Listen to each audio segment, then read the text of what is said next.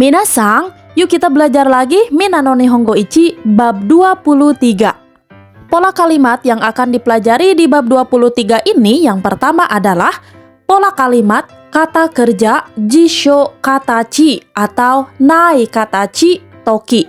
Yang kedua, pola kalimat kata kerja jisho katachi atau ta katachi toki.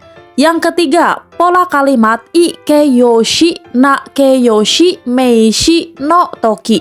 Yang keempat adalah pola kalimat kata kerja jisho katachi to. Baik minasang, kita mulai dari pola kalimat yang pertama adalah pola kalimat kata kerja jisho katachi atau nai katachi toki. Pola kalimat yang pertama ini minasang digunakan sebagai kata penghubung dua kalimat dan menunjukkan waktu dilakukannya suatu keadaan atau gerakan sesuatu hal. Nah, kemudian minasang pola kalimat ini juga menggunakan perubahan kata kerja bentuk kamus apabila berbentuk kalimat positif dan kata kerja bentuk negatif. Untuk lebih jelasnya minasang, mari kita lihat contoh kalimat berikut. Yang pertama ini untuk contoh yang kalimat biasa minasang. Neru toki denki wo keshimasu. Saya mematikan lampu pada saat tidur. Contoh yang kedua, neru toki eakon wo tsukemasu. Artinya saya menyalakan AC pada saat tidur. Nah minasang, coba kita perhatikan sebelum toki ada kata kerja neru ya. Neru itu artinya tidur. Neru bentuk masnya adalah nemas. Kemudian diubah menjadi bentuk kamus, nemas menjadi neru, baru toki ya, neru toki. Baik, bagaimana kalau dalam kalimat tanya? Nah, di sini ada contoh percakapan ya minasang. Si A, gakkou e iku toki nande ikimasu ka? Pada saat pergi ke sekolah, kamu naik apa? Jawabannya, basu de ikimasu. Saya naik bis. Nah, di kalimat ini minasang sebelum tokinya ada kata kerja iku ya. Bentuk masuknya adalah ikimasu. Ikimasu bentuk kamusnya adalah menjadi iku, artinya pergi. Mudah ya minasang untuk pola kalimat yang pertama. Kita lihat untuk pola kalimat yang kedua adalah pola kalimat kata kerja jisho katachi atau ta katachi toki. Minasang, pola kalimat ini digunakan apabila antara kata kerja satu dan kata kerja dua berubah posisi, maka proses pembentukannya pun berubah.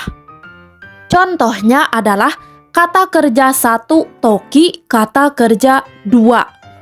Kemudian minasang, apabila kalimat kata kerja satu yang pertama kemudian diikuti dengan kata kerja kedua, maka menggunakan konjugasi kata kerja bentuk kamus. Baik minasang, kita lihat untuk contoh kalimatnya. Yang pertama ini untuk contoh yang ta katachi toki. Baik, kyoshitsu ni haitta toki denki wo tsukemasu.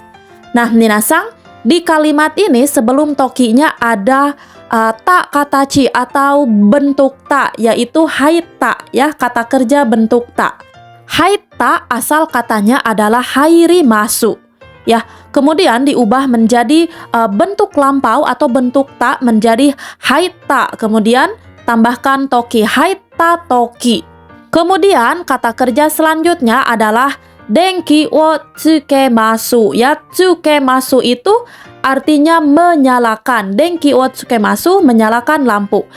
Kyoshitsu ni haitta toki denki wo tsukemasu. Saya menyalakan lampu setelah saya masuk ke kelas. Baik, yang kedua kita lihat untuk contoh yang menggunakan jisho katachi atau bentuk kamus sebelum tokinya. Baik minasang, kyoshitsu wo deru toki denki wo keshimasu. Saya mematikan lampu pada saat saya keluar kelas. Nah minasang, kita lihat di contoh kalimat ini ya. Sebelum tokinya ini ada deru ya. Ini adalah bentuk kamus ya minasang. Deru bentuk masnya adalah demasu. Ya, jika diubah ke bentuk kamus menjadi deru. Kemudian untuk kata kerja yang selanjutnya adalah denki wo keshimasu. Keshimas artinya mematikan. Kalau tadi yang di pertama tsukemas artinya menyalakan. Kalau keshimas artinya mematikan ya minasang. Denki mematikan apa? Lampu.